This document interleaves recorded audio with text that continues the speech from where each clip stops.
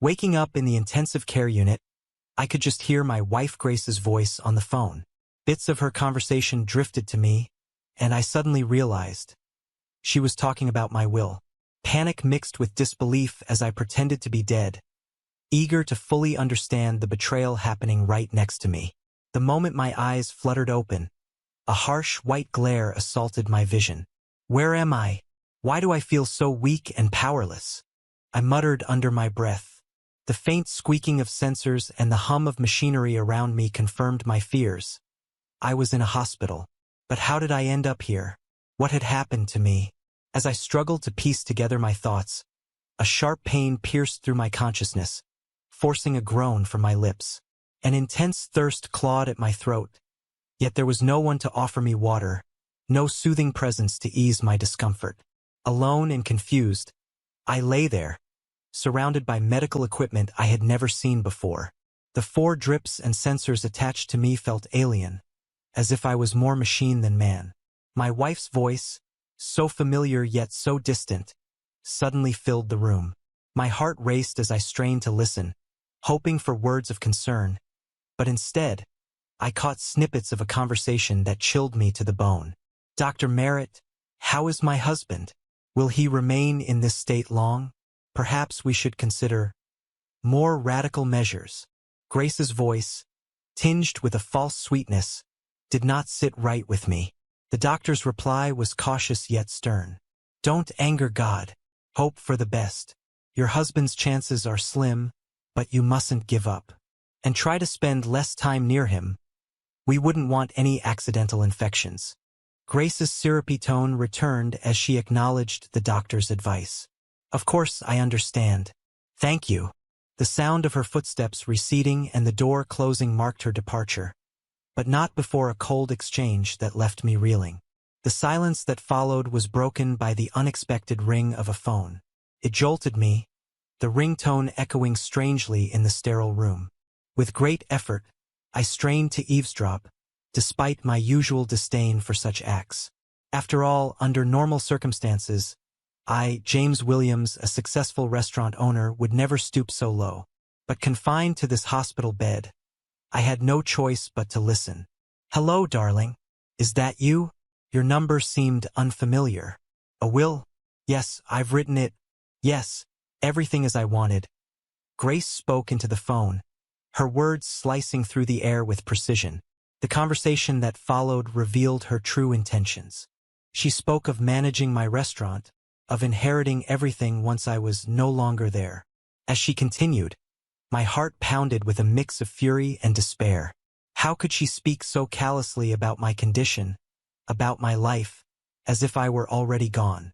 The term vegetable, used so casually, so cruelly, left me breathless. Lying there, unable to move or speak, I pondered over the events that led me to this grim reality.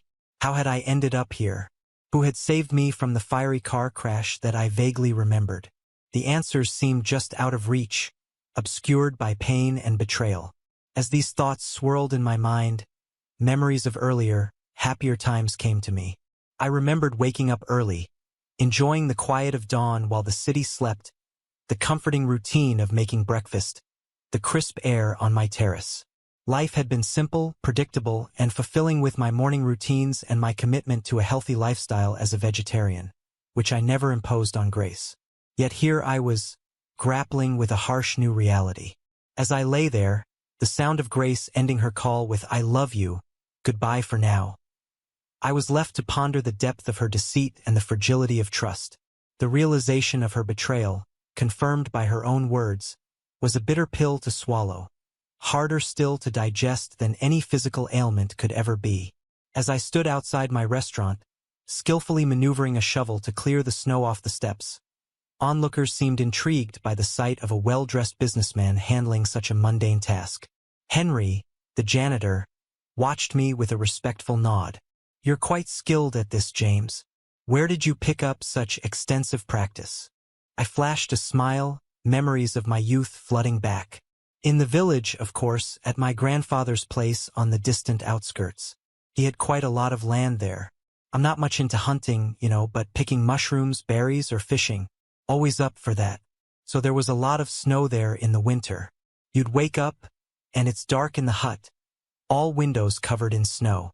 You take a shovel and go ahead. Henry looked at me with undisguised sympathy.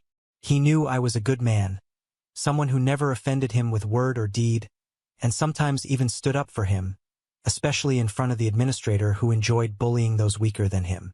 Just then, the wind picked up, and Andrew, the restaurant administrator, shouted over the gusts. "Mr. Williams, what are you doing? The wind is so strong, and you're thinking of clearing snow? You'll catch a cold for sure. Where would we be without you then?" I turned to face Andrew, catching the deceitful and flattering tone in his voice. "Oh, come on, Andrew, it's nothing. I'm not a kid after all. Tell me, how are things at the restaurant? The suppliers didn't let us down, did they? And are all the staff at work?" At the mention of the staff, Andrew grimaced as if from a toothache. "Yes, everything's in place, except for that dishwasher.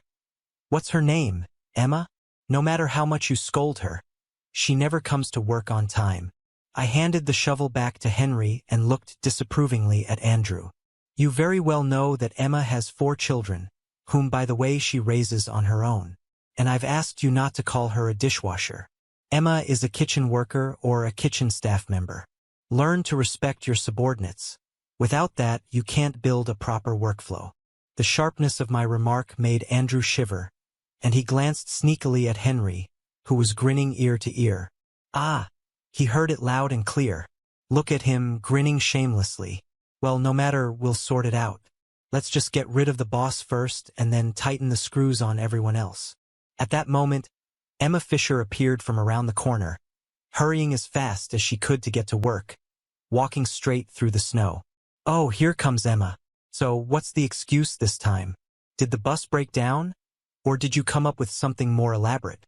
Andrew began, but stopped under my piercing gaze. "Sorry, Mr. Brown. The bus got turned around on the road. Had to find alternatives," Emma replied apologetically, her nose running.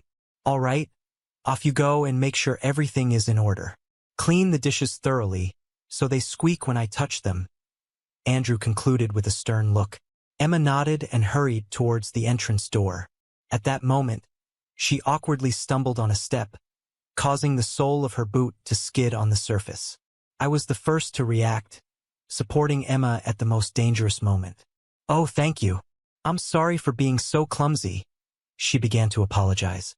"Don't apologize, Emma. It's not your fault. But perhaps Andrew should finally get to work and sprinkle some salt on the pathways," I remarked, emphasizing the last word. After that, I took Emma's hand to help her ascend the slippery steps. Despite not wearing gloves, her palm felt very warm to the businessman. But then, something very strange happened. Emma suddenly let out a loud gasp and jerked her tiny hand away. "What's wrong? Are you hurt?" I asked with concern. Emma guiltily lowered her gaze, clutching her hand into a fist. She looked frightened, not like herself at all. "I'm sorry, please. It's not your fault at all. It must have been my imagination." "Sorry again," Emma forced out, fear freezing in her eyes, a fear I could feel in my skin. "But what was it about? What did I do wrong? Did I squeeze her hand too hard?" "No, it didn't seem like it." Shaking my head in bewilderment, I hurried after Emma. I caught up with her in the hall where I quietly called out to avoid attracting the attention of others. "Emma, what happened? Why did you react so strangely?" She froze and looked at me with a strange pity. "I'm sorry." "It's all because of my visions." "Visions?" I exclaimed in confusion. Emma paled. "Well, the ones that come true, you know, like premonitions, but real. They started back in school when I got a concussion during a PE class. We were climbing a rope and I fell. The height wasn't much, but that's when it all began." I frowned. "And what did you, may I ask, see in these visions?" Tears suddenly filled Emma's eyes. "It's a car accident." "What color is your car?" "Dark green." "When I touched your hand, I immediately understood that car will be involved in a terrible accident. But it won't be your fault. It will be someone very close to you. I saw it the moment I touched your hand. It struck me like lightning." I looked at my colleague with irony. I didn't believe in any prophecies, of course. In my understanding, it was sheer nonsense, and all these fortune-tellers and seers were just charlatans. There was that one madam who predicted a long and thorny path to success for me back in my student years. And so what? The path did await, of course, but it required a great deal of hard work, and those predictions had nothing to do with it. Emma looked at her boss with concern, realizing he didn't believe a word she said. "Excuse me, Mr. Williams, but I heard you refrain from driving for the near future," she said. I just smiled. "Oh, don't worry, Emma. I've been driving for over 10 years and I've had no issues with it. Besides, I never exceed the speed limit, so there's no need for unnecessary concern. An accident is definitely not in my cards." Emma nodded in agreement, looking at me as if I were already doomed. "All right then, get back to work and don't dwell on the negatives. By the way, how are your little ones? If you need anything, don't hesitate to ask. I'll help however I can," I said as I headed to my office. "Thank you, everything's fine, Mr. Williams. I just need your permission for something," Emma cautiously asked. "Permission, of course. Go ahead. What do you need?" I replied. The dishwasher hesitated for a moment as if gathering her strength, then said, "I want to ask for your permission to take home the dishes that customers rejected. Just one or two. I'll pay for everything. Can it be deducted from my salary?" I smiled. "Yes, of course. What's the matter? And no payment is necessary. They're going to be disposed of anyway. Besides, it seems both you and the kids will benefit. Take as many as you want." Joyful sparks danced in her eyes. This was real luck. Meanwhile, I went about my usual business, talking on the phone with the restaurant manager, approving menus, and preparing for the inspection, ensuring everything ran smoothly. Yet, from time to time, I remembered Emma's words, which had struck a chord with me. Can you believe it? A kitchen worker with fortune-telling abilities. That's a first for me.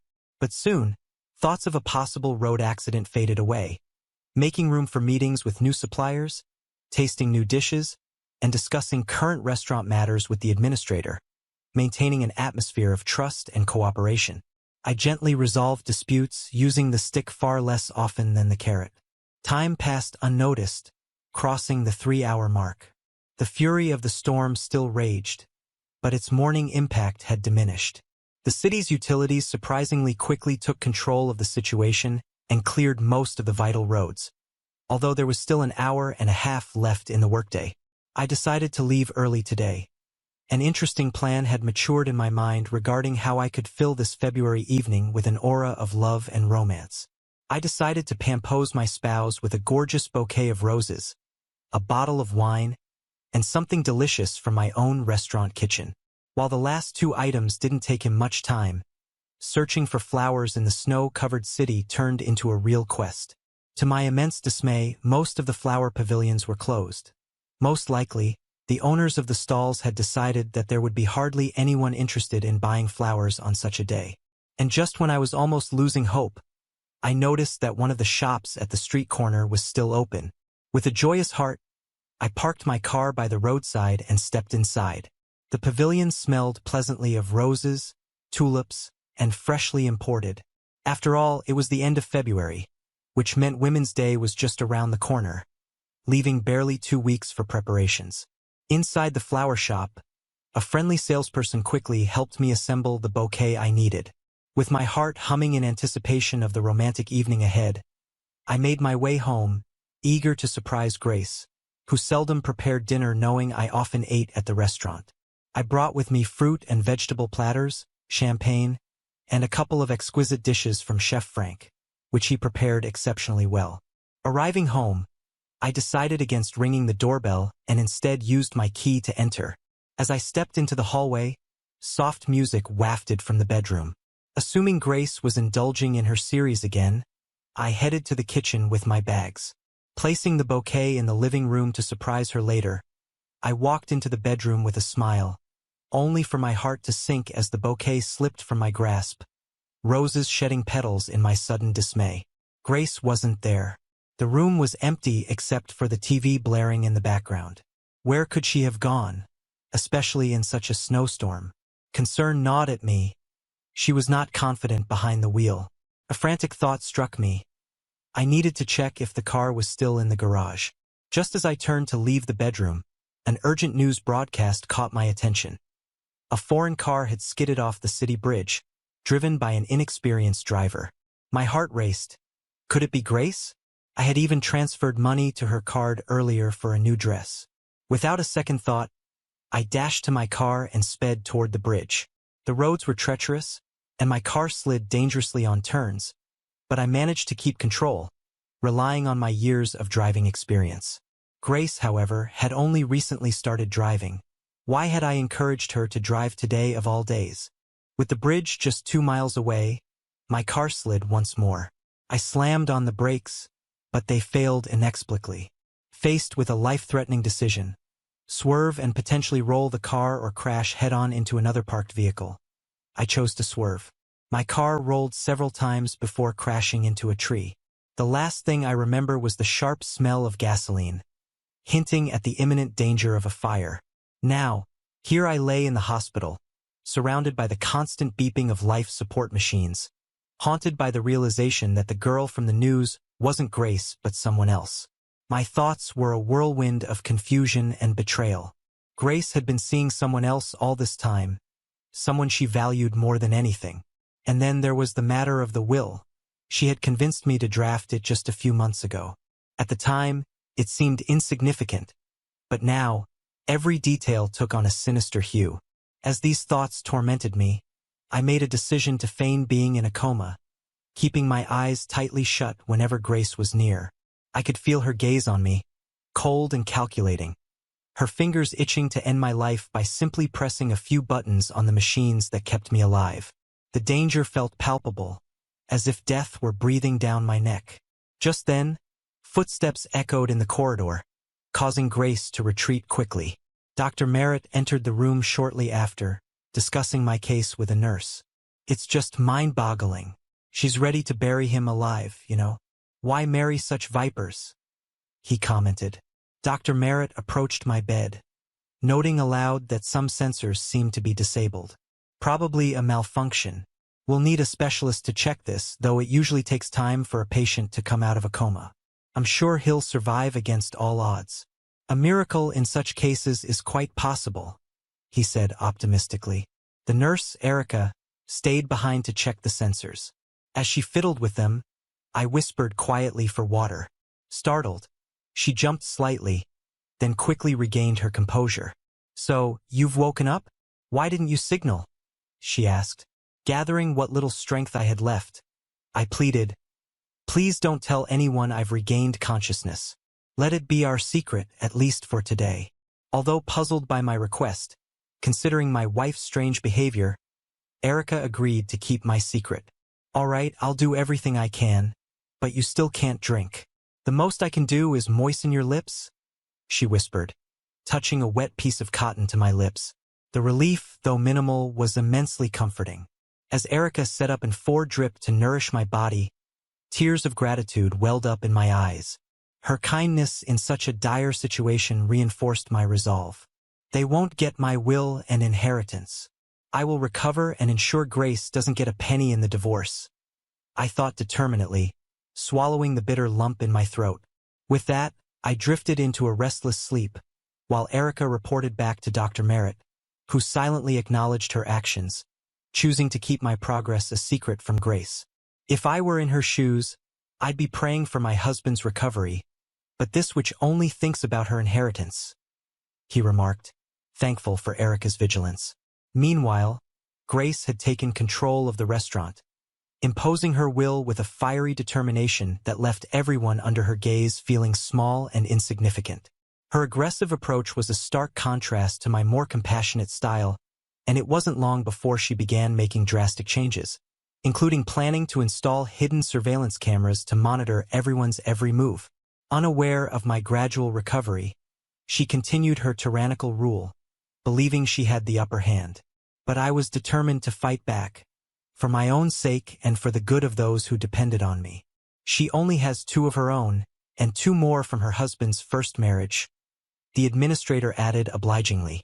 "They're all mine, And as for what my husband left, let it remain on his conscience. He's in prison now, caught stealing.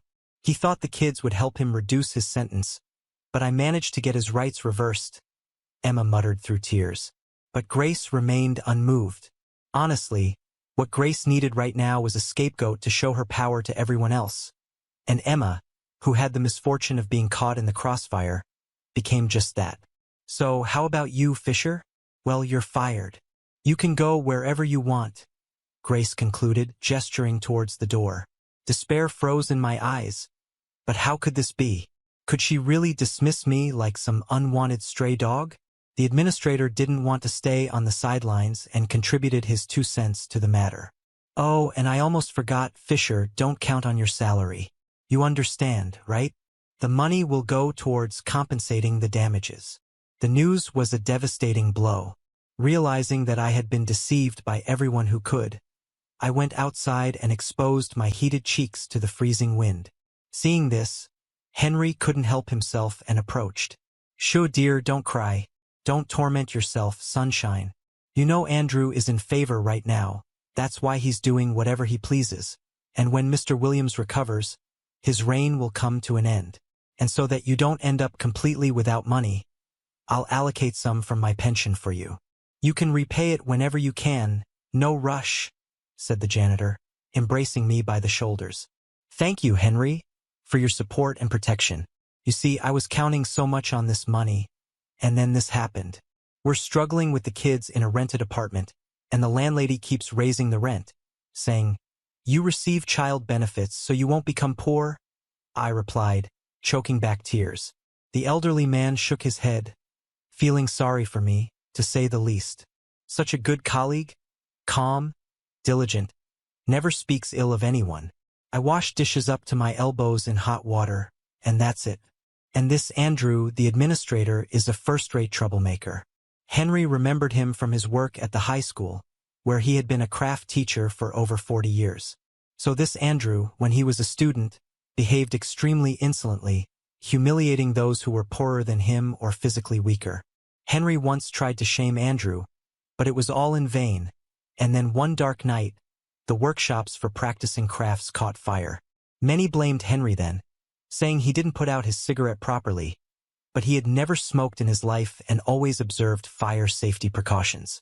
The mystery was unraveled with Andrew, who in fact had committed arson with a group of teenage friends. Henry couldn't prove anything at the time and was subsequently fired from the school with the corresponding note in his employment record. Overall, the dismissal didn't bother the crafts teacher too much, as he was formerly retired by then and had no bread left on his plate for sure. After 17 years had passed since the incident, by the twist of fate, Andrew and the elderly janitor crossed paths again, though in quite different capacities. Now, of course, Andrew pretended not to recognize his former teacher, but Henry Brooks was no fool and had seen far too much in life to take Andrew at his word. However, James appealed to him, honest, kind, fair, just the kind of leader he should be. Clutching the money given by Henry, I slowly made my way towards the bus stop to catch my needed bus on time. Memories of the recent snowstorm loomed on both sides of the road, with dirty gray mounds of snow that had fallen several weeks ago. Lost in my somber thoughts, I trudged along the street when suddenly I heard a muffled murmuring. It turned out that I hadn't managed to distance myself from the restaurant by a decent margin, and thus I quickly turned around, thinking Henry was following me to say something, but there was no one behind me. A fairly brisk frost lingered, nipping at my nose and rosy cheeks. The mysterious sound repeated, and I realized it was coming from the nearest snowdrift.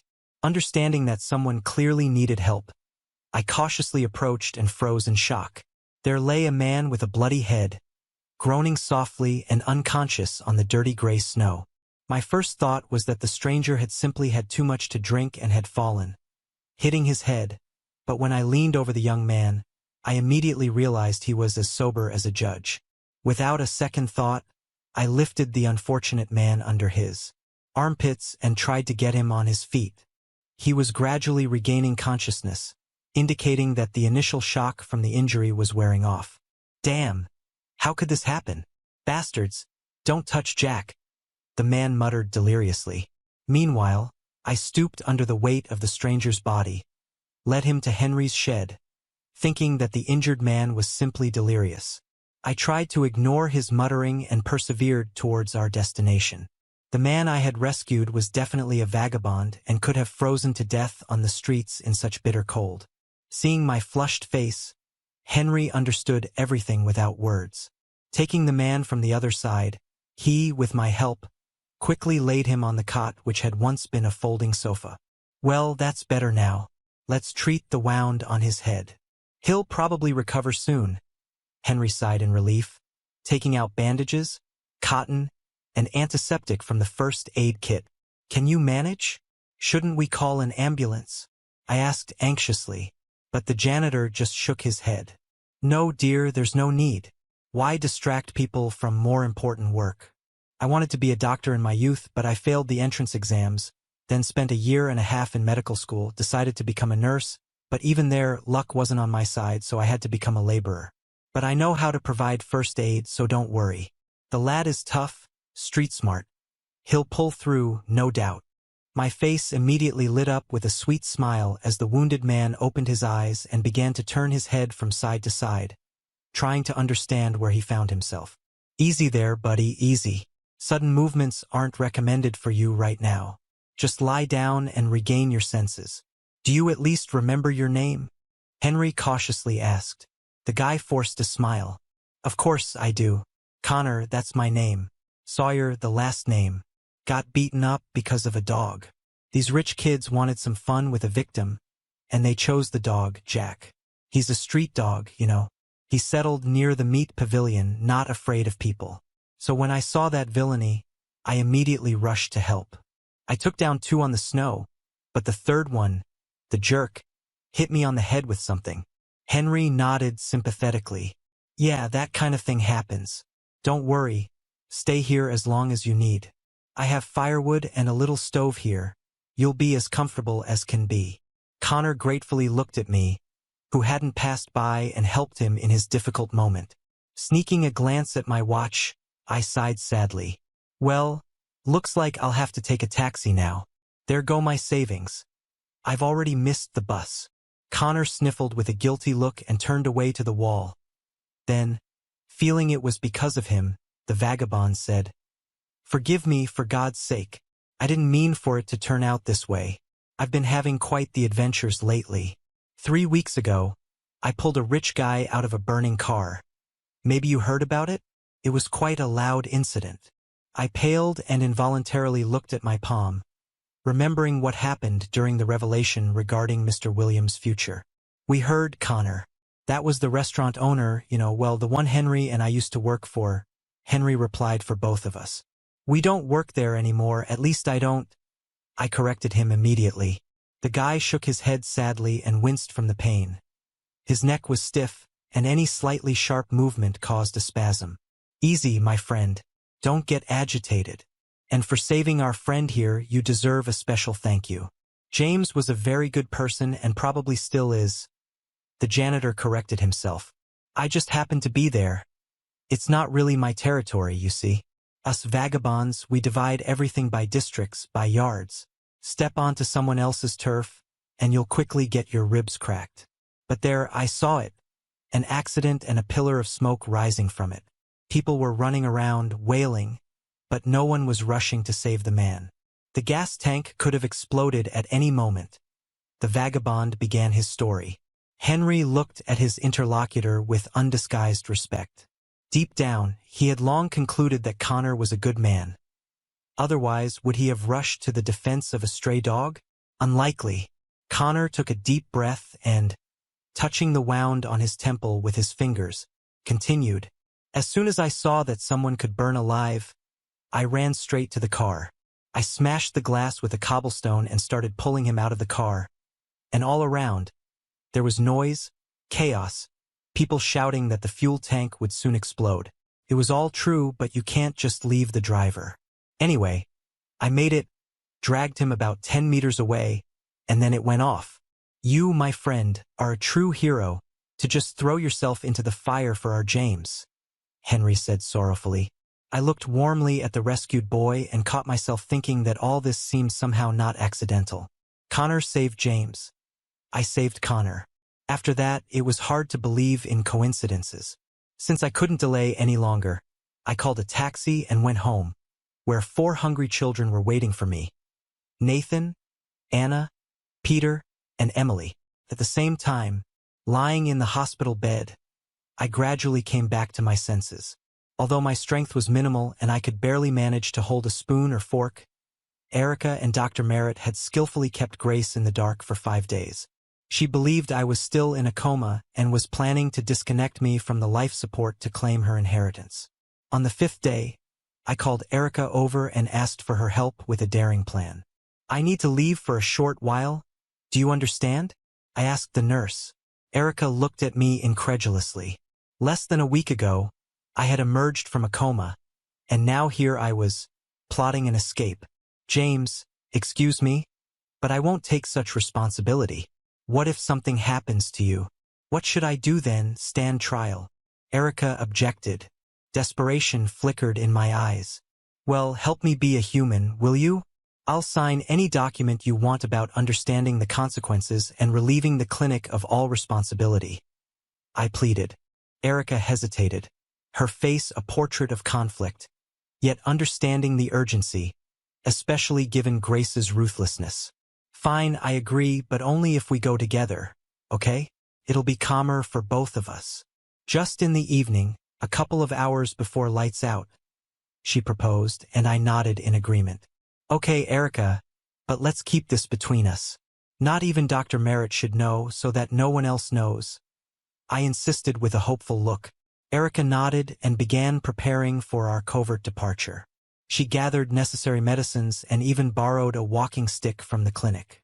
Meanwhile, I lay back, gathering strength and contemplating the past events, my thoughts inevitably turning to Emma. God, she was right all along, I thought, tears welling up as I realized the weight of my previous skepticism. Later that evening, Erica returned with a set of clothes. "Here, get dressed. These are my ex-husband's things. He never bothered to take them. I think they'll fit you," she said with a smile. I dressed as swiftly as my body allowed, staggering under the weight of my injuries. Every few steps required a pause as I caught my breath, but Erica was there, understanding and patient, supporting me every step of the way. She had even arranged for a private driver who drove cautiously and asked no questions. Arriving at my home, anxiety surged within me. The familiar drumbeat of my heartbeat echoed in my ears as I approached the front door, keys in hand. Inserting the key into the lock, I found it didn't fit. Grace had changed the locks. She adapted to the new reality quickly, I must say, I muttered, resigning myself to ring the doorbell instead. The door opened shortly after, revealing not Grace, but her lover, clad in my own bathrobe, a gift from my late mother. The sight triggered a mixture of shock and anger in me. "Who's there, darling? Not the utilities again, I hope. I've paid everything in advance for a month, so we could relax at the resort." Grace's voice floated from behind the stranger. Pale and clenching my fists in pain, I confronted the scene before me. Grace, realizing her gambit had failed, fell to her knees. "James, please forgive me. It's not what you think. I swear. I thought you had only a few days left." Teeth gritted, barely containing my fury, I said, "I'll give you 5 minutes to gather your things and leave this house." Her lover, posturing with bravado, dismissed me. "Listen, unfinished businessman. Go get yourself treated and don't interfere with normal people's lives. It's a pity you didn't crash back then." I gripped my cane, my anger boiling over. "You won't have to wait, you bastard. You thought you buried me alive, but I survived against all odds, and I'm certain that the accident was staged. I'll make sure to uncover the truth." As I declared my intentions, the confidence of Grace's lover faltered, and he retreated into the house to change. The facade of a happy relationship with Grace crumbled as quickly as it had been constructed. I proceeded to sever Grace's access to their shared resources, blocking all her cards and accounts. Years ago, I had elevated Grace from provincial obscurity, shaping her into a semblance of a businesswoman, but no more. After such a betrayal, I was determined to see justice served. I contacted an investigator to reopen the fraud case Grace had allegedly not committed. In a final attempt to salvage her scheme, Grace lunged at me with a vase, but Erica intercepted her swiftly. The arrival of the police sealed their fate. I watched as Grace was handcuffed and led away, a mix of relief and exhaustion overwhelming me. Supported by Erica, I did not collapse but sank gently to the ground. As I recovered, surrounded not by plots and betrayal, but by genuine friends like Henry, Emma, and Connor, I considered a new future. Emma, having proved her loyalty and hard work, was offered a promotion. I openly expressed my feelings to Erica, eliciting joy and a burst of applause from our small, supportive crowd. Yes, I agree, but please, in the future, stay away from hospitals, Erica responded, her eyes glistening with tears. With laughter and plans for a future filled with love and integrity, I finally felt at peace, ready to turn a new page.